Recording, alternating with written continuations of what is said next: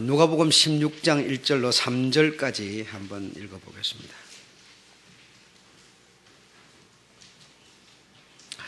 다 같이 1절로 누가복음 16장 1절로 3절까지만 다 같이 읽어보겠습니다. 시작.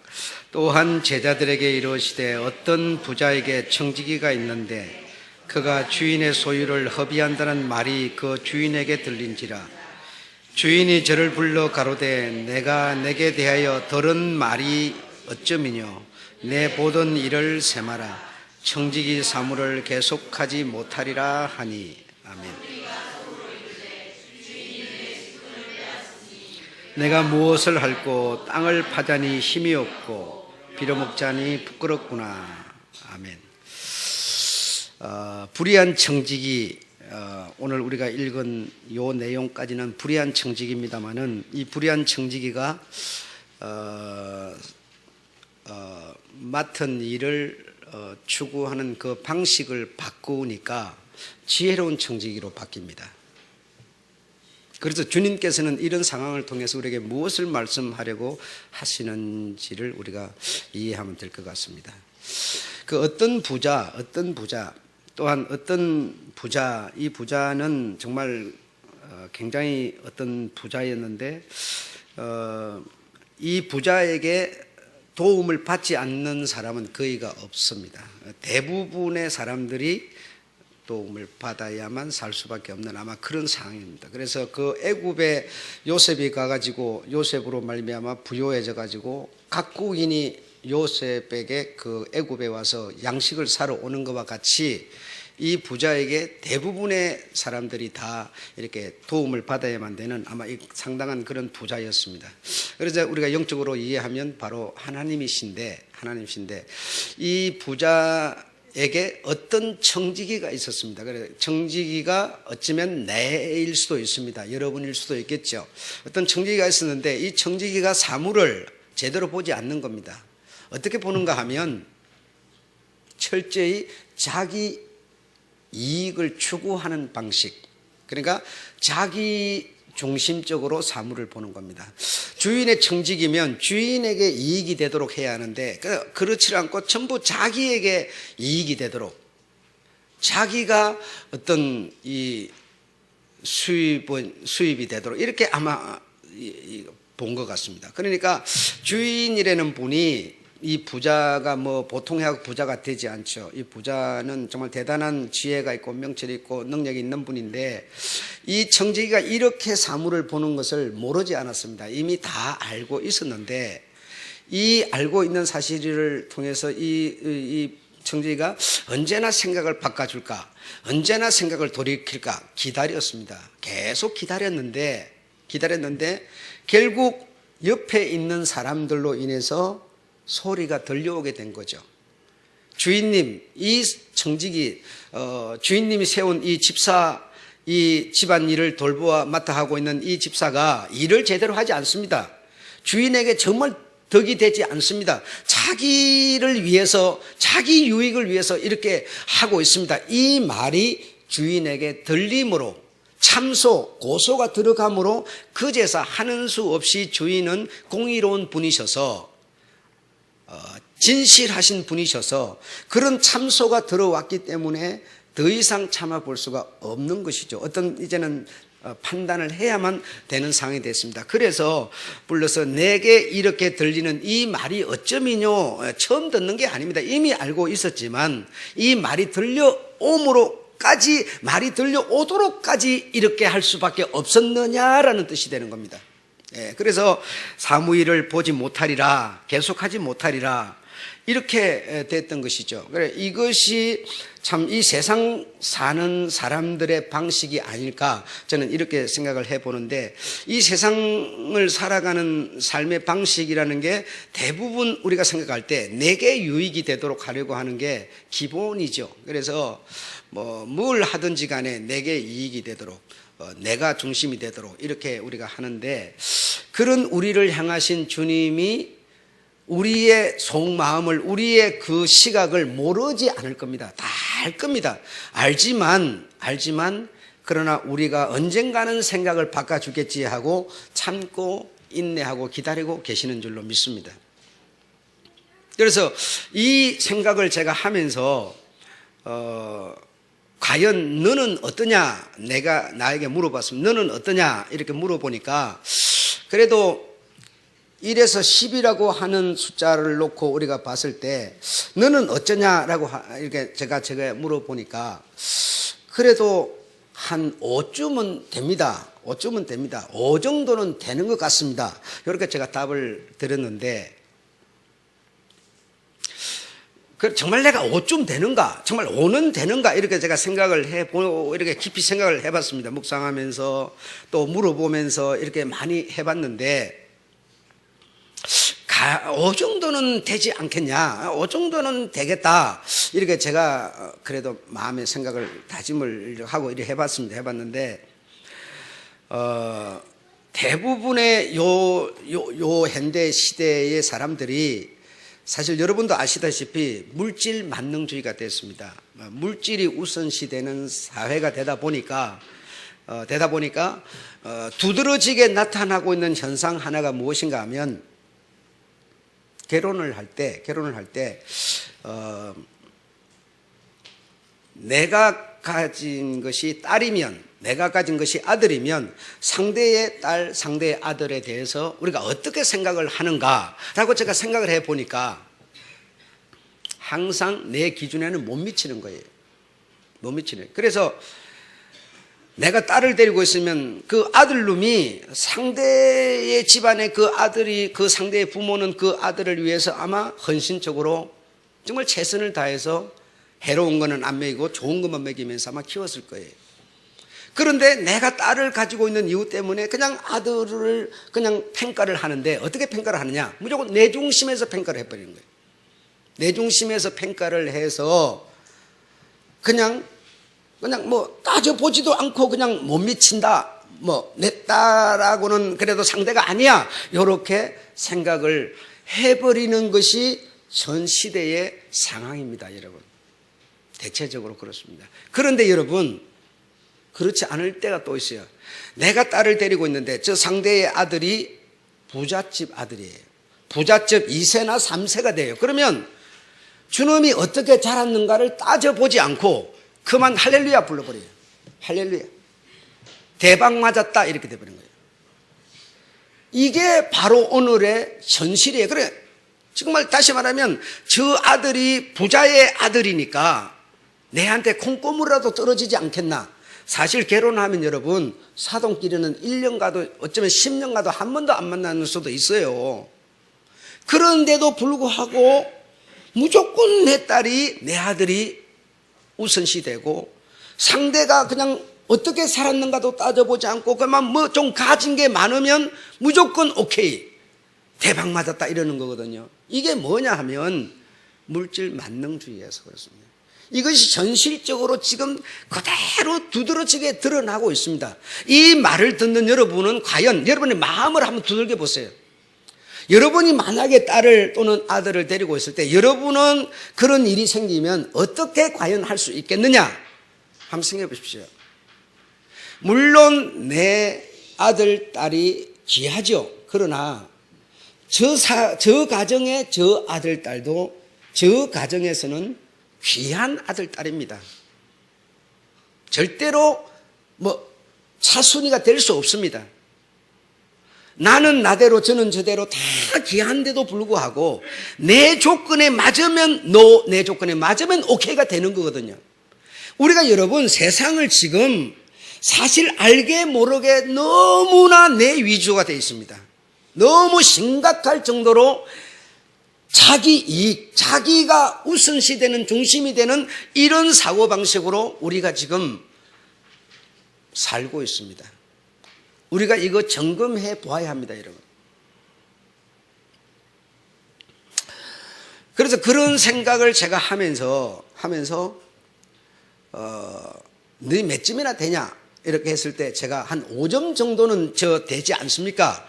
이렇게 제가 답을 하고 이렇게 말씀을 이렇게 나누고 이렇게 했습니다만은 정말 우리가 너무 맹목적이고 정말 내가 어떤 상태에 있는가 우리가 헤아려 보지 않는 그런 경우가 굉장히 많지 않나 이런 생각이 들면서, 그리고 또 요즘에 영화나 드라마나 이런 것이 이 현 시대를 반영해 주고 있습니다. 현 시대의 상황을 이렇게 작가들이 이렇게 글을 써서 이 표현을 하고 있는데 제가 주님께 그런 기도를 드렸어요. 주님, 제 마음에 미움이 생기지 않게 해주십시오.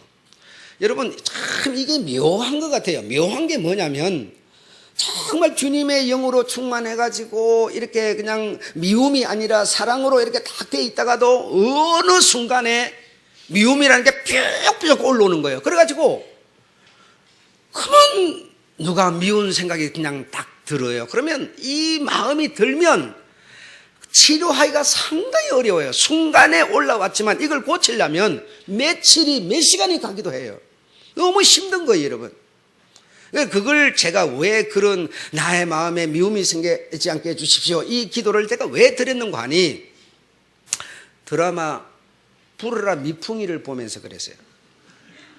그걸 보니까 이 모자가 북한에서 넘어와가지고 너무너무 고생을 하는 거예요. 고생을 하는데 고생하는 그걸 덩쳐먹는 거예요. 그러니 얼마나 이 모자가 이리저리 쫓겨다니면서 고생을 하는지 정말 이놈의 작가는 언제쯤 이걸 뒤집기를 할 건가, 아주 이런 생각만 들게 너무 고통을 받는 거예요. 그런데 때가 되니까 사실 뒤집기가 됐어요. 뒤집기가 딱 되고 나니까 이 미풍이 엄마가 이제 먼저 사귀던 그 남자와 다시 우리 시작합시다 해가지고 다시 만나려고 그러는데 이 엄마가 뭐예요? 너무 그 남자 쪽에 시어머니한테 고생을 하고 막 너무 그냥 이 어려운 막 모함도 당하고 막 그냥 막 이 누명도 쓰고 막 이래는 막 이 억울함이 막 사무친 거예요, 그냥. 그래서 그 사무친 억울함 때문에 그 남자를 받아들이고 싶지 않아 하는 거예요. 그 남녀는 정말 서로가 잘 되기를 바라면서 정말 이렇게 해서 이혼까지 했지만 그래도 다시 우리가 시작해보자 이 마음이 합해졌는데 그 엄마가 어제 그제 과거를 생각하면서 받아들이고 싶지 않은 거예요. 그걸 보면서 제가 주여 내 마음에 미움이 생기지 않게 주옵소서. 정말 이 엄마가 왜 그래 합니까? 너무 억울하고 원한이 맺혀서 그 아들의 엄마가 미운 거예요. 그 미운 것이 그냥 사무쳐가지고 그 사랑하는 관계의 그 아들을 받아들이고 싶지 아니하는 이걸 보면서 미움이라는 게 우리에게 생기면 아무리 사랑하는 사이도 받아들일 수가 없는 거구나, 그런 생각을 하면서 주여 내 마음에는 제발 미움이 생기지 않게 해주십시오. 여러분, 교회 목회자로 이렇게 이 생활을 하다 보면 참 눈에 보이는 게 많습니다. 보이는 게 많아서 정말 이런저런 생각이 많이 생기는데 그럴 때 정말 주여 제 마음에 미움이 생겨주십시오. 이런 그 어떤 제 길만 하나 찾아도 우리가 해결을 받을 수가 있습니다. 그 길을 찾는 게 참 어렵죠. 그래서 제가 아침에 마태복음 5장 요한복음 13장을 내 신앙과 내 믿음이 흔들릴 때 마태복음 5장과 요한복음 13장을 읽어보세요. 그게 바로 진리의 두 기둥이며 우리 낙심되고 좌절된 우리 신앙의 바로 핵심 진리를 가르쳐 주고 있습니다. 신앙인은 어떻게 살아야 될 것인가를 그 우리 주님의 첫 번째 설교와 마지막 설교에서 말하고 있습니다. 그러니 내 믿음이, 내 신앙이 흔들리거든, 내가 세상 것으로 뭔가 충만해지고 우리 주님에 대한 믿음이 약해지거든, 이 두 우리 주님의 설교, 첫 설교, 마지막 설교를 읽어보시면 우리가 갈 길을 다시 잡을 수 있게 될 겁니다. 제가 이렇게 얘기를 했는데 정말 여러분, 우리가 너무 물질 만능주의 속에서 우리를 던져놓고 살다 보니까 내가 나를 잃어버릴 때가 너무 많습니다. 너무 많습니다. 이 부잣집에서 딱 사무 맡아보는 청지기가 됐으니 자기의 위치를 잊어버렸던 거예요. 그래서 그만 이런 큰 문제가 발생했습니다. 이게 정말 다급해졌죠. 쫓겨나게 되면 뭐라고 그럽니까? 내가 그냥 맨날 집사일만 하다 보니까 팔뚝에 근육에 다리에 힘도 없죠. 그래 노동도 못 하겠죠. 그 백수로 살 수도 없지요. 어떻게 살고 한 가지 묘안을 그가 생각해낸 것이 있었으니 바로 그 다음에 나오는 내용들이죠. 자, 한번 읽어볼게요. 낱낱이 불러다가 주인에게 빚진 자를 낱낱이 불러다가 먼저 온 자에게 이르되 내가 주인에게 빚을 얼마나 졌느냐 기름 100마리니다 하니까 정서를 가지고 빨리 앉아 50이라 써라. 또 다른 이에게 너는 얼마나 졌느냐 하니까 밀 100석이니다 너는 그럼 80이라 써. 이렇게 정서를 위조를 하는 겁니다. 위조를. 여러분 먼저보다 두 번째가 어쩌면 더 나쁘지요. 아주 지능적으로 지금 이제 주인의 것을 허비하는 사기를 치는 거죠. 공문서 위조까지 해가면서 말이죠. 그런데 여러분 주인은 이렇게 하는 이 청지기를 보고 지혜롭다라고 말했어요. 왜 지혜롭다 했겠습니까? 한번 생각해 보십시오. 자, 주인의 것을 가지고 주인에게 손해를 보이면서 정서를 이렇게 고쳐서 이렇게 써버리니까 이웃에게 좋은 일을 하는 겁니까? 나쁜 일을 하는 겁니까? 이웃에게 좋은 일을 하는 겁니다. 그리고 주인의 것은 허비되지만 사실은 이웃을 살리고 싶어 하는 것이 주인의 마음이었습니다. 자, 세 번째로는 또 누가 좋아집니까? 누가 좋아지죠? 청지기가 좋아집니다. 여러분, 어떤 한 사고방식의 어떤 방식을 하나 바꿈으로 인해서 하나님도 좋아지고 부자도 좋아지고 이웃도 좋아지고 자신도 좋아지는 방법을 사용했기 때문에 지혜롭다고 말한 겁니다. 이 방식은 세상 방식은 절대로 아니죠. 세상에서 만약에 이렇게 했으면 바로 위조범으로 잡혀가는 겁니다.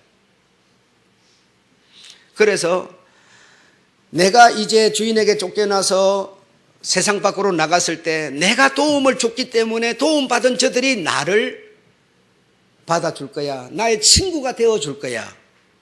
그러니까 이웃을 좋게 했죠. 내가 장차 살 수 있는 길을 만들었지요.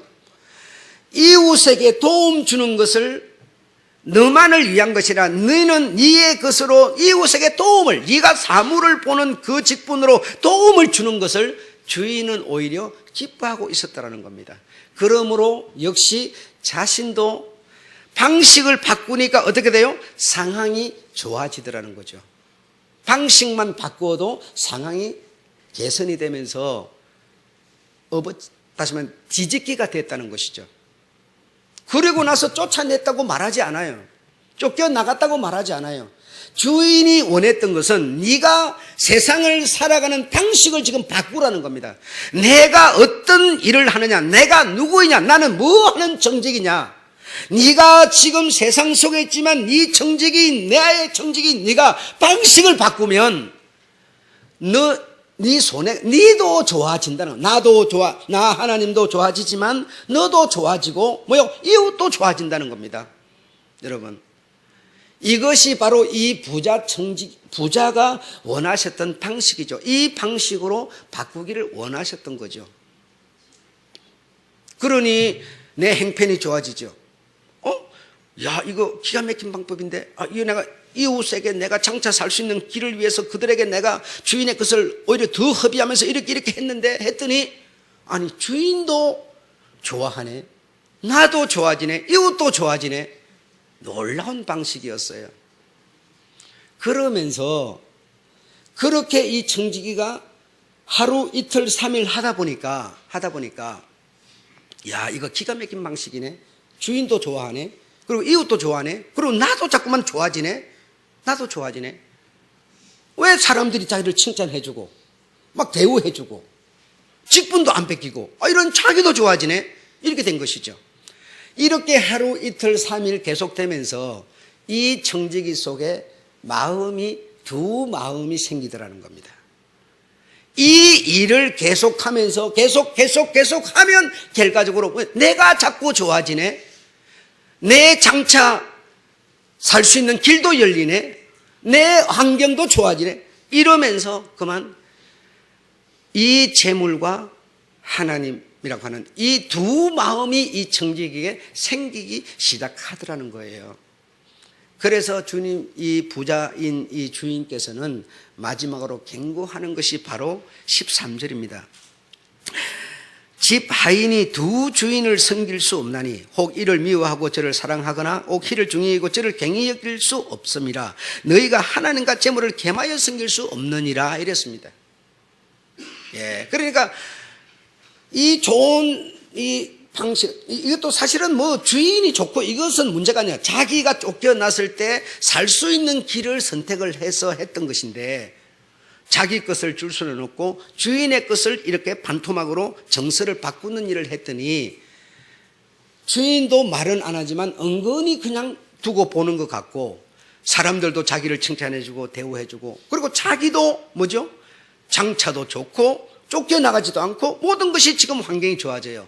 이렇게 하루 이틀 3일 쌓여가니까 우리처럼 뭐죠? 1년, 2년, 4년, 5년, 10년 신앙생활을 수행하면서 연륜이 쌓여가면서 우리에게는 하나님으로 말미암아, 이 부자로 말미암아 자기에게 이익이 되는 것처럼 하나님으로 말미암아 우리에게 뭐죠? 재물이 생겨요. 부요해져요. 그러면서 하나님과 재물을 우리가 겸하여 섬기는 방법으로 우리가 자꾸만 변해가고 있다는 겁니다. 거기에 대해서 주님이 오늘 지적하는 것은, 이 부자가 지적하는 것은 겸하여 섬길 수 없다. 네가 아무리 내가 몰라라 하고 눈 감아주는 것 때문에 네가 아무리 부자가 된다 손 치더라도 그 재물과 나 하나님 부자 이걸 같은 동등으로 이해해서는 안 된다라고 가르쳐주고 계시는 겁니다. 그래서 우리가 신앙생활을 오래 하다 보면 하나님과 재물을, 하나님과 또 어떤 것을 이렇게 겸하여 이 하나님 때문에 이것을 자꾸 얻고 환경이 좋아지고 누리게 되다 보니까 이걸 겸하는, 이분을 이용해서 이걸 자꾸 이 겸하는 이런 상태에 우리가 빠져버리더라는 거죠. 그런 우리를 보고 오늘 겸하여 섬길 수 없다. 아무리 재물이 좋고 생명이 귀하고 육체의 생명이 귀한 거지만, 그러나 나하고 이것 비교해서는 안 되는 상태다, 대상이다라고 말씀해 주고 계시는 겁니다. 여러분, 아무쪼록 세상에서 여러분이 누림이 참 좋다 손치더라도 하나님과 어떤 비교할 수 있는, 겸할 수 있는 대상은 아니라는 것을 믿으시기 바랍니다. 여러분, 얼마나 이런 안락한 어떤 좋은 집에 살면 뭐 인간적으로 행복할 수도 있겠죠. 그러나 아무리 안락하고 포근하고 좋은 그런 곳에 산다 손치더라도 이것을 주신 그 하나님을 경배하고 그분 앞에 내 자세를 이렇게 조명하고 비추어 볼 수 있는 이런 자세가 우리가 점점 매일매일 하루하루 되어져야 될 줄로 믿습니다. 이 세상은 우리로 하여금 그렇게 비추어 보도록 허락하지 않는다는 것이죠. 한순간에 감춰져 있던 미운 생각이 확 올라와 버리면 까딱하면 영원히 죽을 때까지 원수로 사는 수도 나온다는 겁니다. 정말 우리 주님의 말씀으로 이 환경을 다스릴 수 있는, 시험이 아니라 정말 지배하고 다스릴 수 있는 여러분이 되시기를 축원합니다. 정말 쉬우면서도 정말 어려운 일인데 정말 멋지게 한번 다스리다가 주 오시는 날에 정말 경건하고 의로운 그분 앞에 정결하고 정금 같은 신부가 되어서 그분의 우리를 위하여 그와 함께 살 나라 준비한 곳에서 새하늘과 새 땅을 바라보시는 여러분의 것으로 받아들이시는 여러분 되시기를 주 여러분 축원합니다. 하나님을 겸하여 섬길 수 없습니다. 마치겠습니다.